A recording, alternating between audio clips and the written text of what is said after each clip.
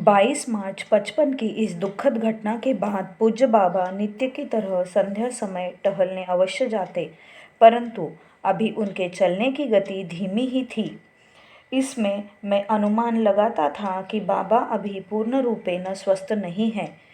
25 मार्च 55 शुक्रवार की संध्या में बाबा अपने नियमानुसार टहलने चले, परंतु रास्ते में ही आश्रम की ओर मुड़ गए। उस दिन आश्रम में कई वरिष्ठ गुरु भाई मौजूद थे। मार्गी भाई पूज्य बाबा को कमरे में ले गए और बाबा को उनके आसन पर बैठा दिया। जब पूज्य बाबा बैठ गए तो वरिष्ठ गुरु भाइयों की बुलाहट होने लगी। एकाएकी सभी वरिष्ठ गुरु भाई अंदर कमरे में चले गए और दरवाज़ा बंद कर दिया गया। कमरे में जाने वाले गुरु भाइयों में कुछ लोग तो आचार्य हो गए थे और कुछ लोग आचार्य बनने वाले थे। बाहर के बरामदे पर मैं और मेरे समकक्ष साधक ही रह गए।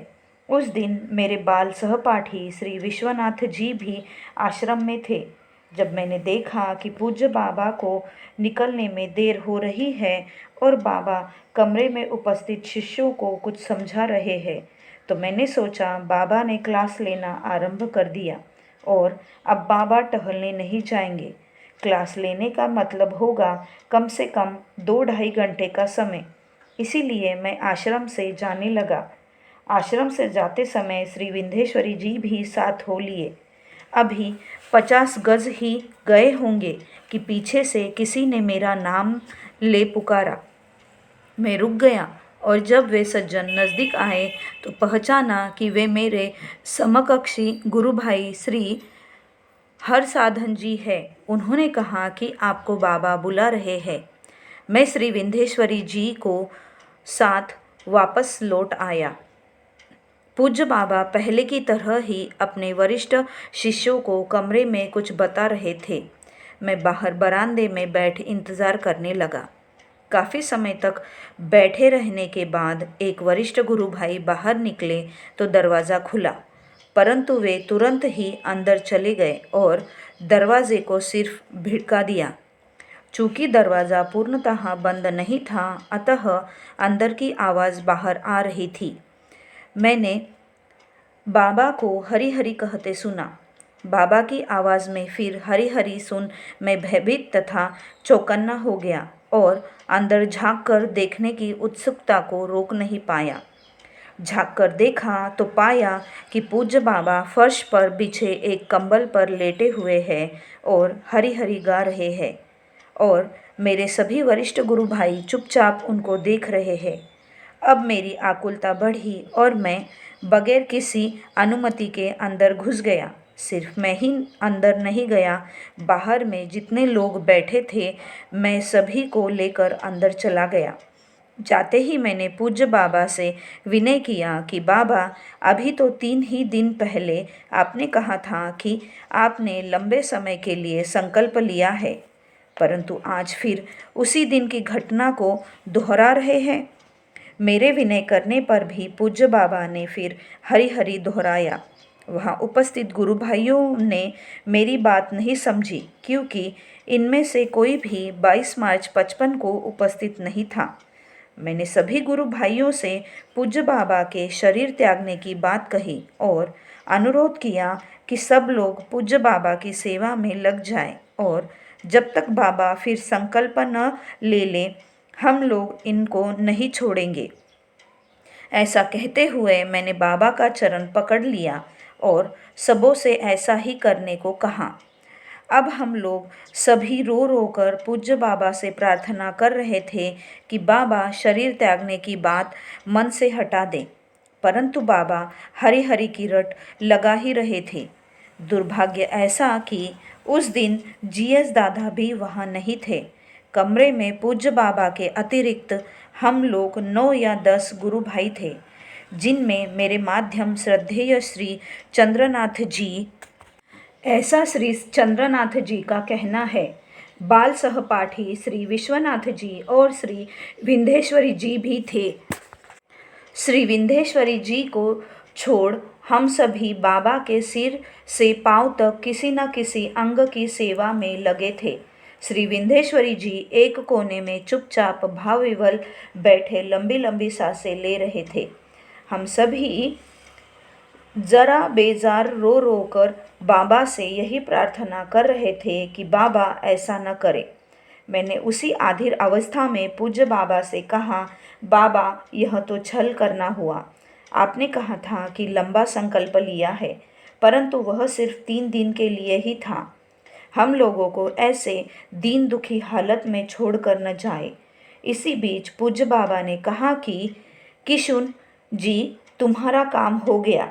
यद्यपि श्री किशुन जी उस दिन वहां उपस्थित नहीं थे, फिर भी उनका नाम लेकर ऐसा कहने के कारण मैंने समझा कि बाबा अब अपने जीवन की अंतिम घड़ी में हैं और शायद भोर बोल रहे हैं। मेरी घबराहट और अधीरता अत्यधिक बढ़ चली और रोते हुए कहा कि बाबा, आप यह क्या कह रहे हैं? श्री किशुन जी तो यहाँ है भी नहीं। तुरंत बाद बाबा ने फिर हरि हरि गाया।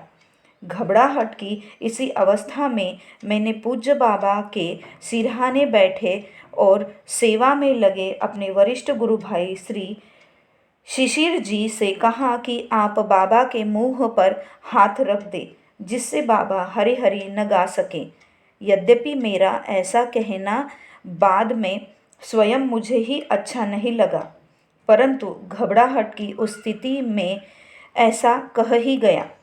फिर पूज्य बाबा ने श्री विश्वनाथ जी से, जो बाबा के सिरहाने थे, पूछा, तुम्हें क्या चाहिए? उन्होंने कहा, बाबा आप बारंबार मेरे सामने रहे। बाबा ने उनको तथास्तु कहा और फिर हरि हरि कहने लगे। अब तक हम लोग सबों ने धैर्य खो दिया था और बाबा को पकड़ फूट फूट कर रो रहे थे। हम लोगों को लगातार करुणा क्रंदन करते देख बाबा को दया आई और उन्होंने कहा, अच्छा मुझे बैठा दो, मैं फिर संकल्प लेता हूँ।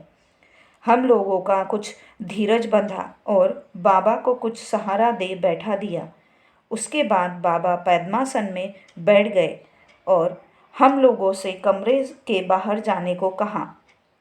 मैंने कहा, 22 मार्च 55 को तो आप हम लोगों को कमरे में ही रहने दिया था और आज क्यों बाहर जाने को कह रहे हैं?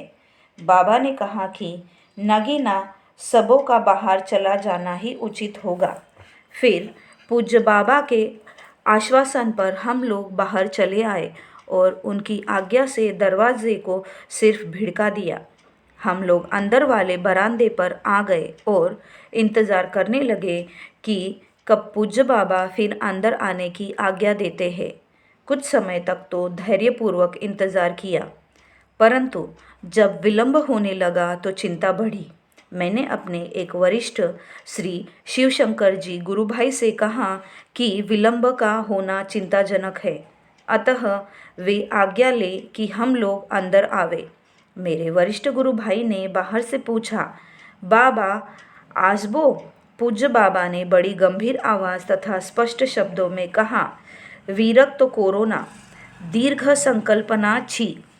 उनकी आवाज़ की गंभीरता से ही हम लोग समझ गए कि पूज्य बाबा बिल्कुल स्वस्थ है और हम लोग फिर इंतज़ार करने लगे। थोड़ी देर बाद पूज्य बाबा ने हम लोगों को अंदर बुलाया। पूज्य बाबा अभी भी पद्मासन में बैठे थे। हम लोगों के आ जाने के बाद ही पूज्य बाबा ने पद्मासन खोला और अपना दाहिना पाँव अपनी दोनों हथेलियों के बीच पकड़कर कहा, ठीक आछी, ठीक आछी। ऐसा करते और कहते पूज्य बाबा को पहले एक बार और देखा था। जहाँ तक याद है, उस बार बाबा समाधि से उठे थे और इस बार जैसा ही अपना पाँव आप पकड़कर बाबा ने कहा था, ठीक आछी, ठीक आछी। मेरे लिए यह रहस्य ही रहा कि कौन किसको कह रहा है ठीक आछी, ठीक आछी। अगर बाबा कह रहे हैं तो किससे कह रहे हैं? इस रहस्य को मैं आज तक नहीं समझ पाया। कुछ देर तक तो बाबा आश्रम में हम लोगों के बीच बैठे रहे और फिर वापस अपने निवास को चल दिए। कुछ दूर तक तो हम लोग साथ गए और आगे चलकर जहाँ पूज्य बाबा के निवास की ओर सड़क मुड़ती थी, बाबा हम लोगों के एक वरिष्ठ गुरु भाई के साथ चले गए। आज भी बाबा के चलने की गति बहुत ही धीमी थी। अब तक करीब रात्रि के 10 बज चुके थे, अतः हम सभी अपने निवास स्थान को चुपचाप चल दिए। पता नहीं क्यों उस दिन बाबा के साथ छूटने के बाद किसी से बात करने की इच्छा नहीं होती थी। कल होकर मेरी मुलाकात उन वरिष्ठ गुरु भाइयों में से कुछ लोगों से हुई तो मैंने पूछा कि पूज्य बाबा ऐसा क्यों बार बार करते हैं। उनमें से एक सज्जन ने बताया कि बाबा ने अपना संस्कार शेष कर लिया है, अतः अब वे यह शरीर नहीं रखना चाहते। मैंने कहा कि सुना है संस्कारस्य शेषाः इति मुक्ति, परंतु संस्कारस्य शेषाः इति मृत्यु, यह तो मैंने अब तक नहीं सुना। आप जरा कृपा कर मुझे इसे समझाइए। उन्होंने बताया कि संस्कार खत्म हो जाने पर मुक्ति तो अवश्य ही मिलती है और फिर जगतवासियों के कल्याण करने के लिए मुक्त पुरुष संकल्प लेते हैं। यही संकल्प नया संस्कार बन जाता है, जिससे कि वे दुनिया के कल्याण के लिए शरीर और जीवन धारण किए रहते हैं। अन्यथा संस्कार के समाप्त हो जाने पर शरीर नहीं रहेगा, मृत्यु अवश्यंभावी है। इसीलिए पूज्य बाबा ने 22 मार्च 55 को संकल्प तो लिया, परंतु सिर्फ 3 दिन के लिए ही। इससे पता चलता है कि कल तक पूज्य बाबा अनिश्चित मन थे कि शरीर रखे या नहीं। अभी यह भी नहीं कहा जा सकता कि कल पूज्य बाबा ने कितने समय तक शरीर रखने का संकल्प लिया है। यद्यपि उन्होंने कहा था कि दीर्घ संकल्प ले रहा हूँ। कल की घटना से मेरा मन दुविधा में तो था ही, मेरे वरिष्ठ गुरु भाई के ऐसा कहने पर और भी साशंकित हो उठा, क्योंकि 22 मार्च 55 को भी तो पूज्य बाबा ने कहा था लंबा संकल्प लिया है, परंतु 3 दिन बाद ही 25 मार्च 55 को फिर वे शरीर छोड़ने का विचार करने लगे। इस बार भी पूज्य बाबा ने कहा कि दीर्घ संकल्प ले रहा हूँ, परंतु 22 मार्च 55 की घटना याद आकर कैसे कहा जा सकता है कि इस बार पूज्य बाबा ने कितने समय तक शरीर रखने का संकल्प लिया। जिन जिन गुरु भाइयों को जानकारी हुई वे सभी चिंतित और दुखी थे। दूसरे दिन शाम को नित्य की तरह पूज्य बाबा के निवास पर गया, प्रणाम किया और पूज्य बाबा के साथ टहलने गया।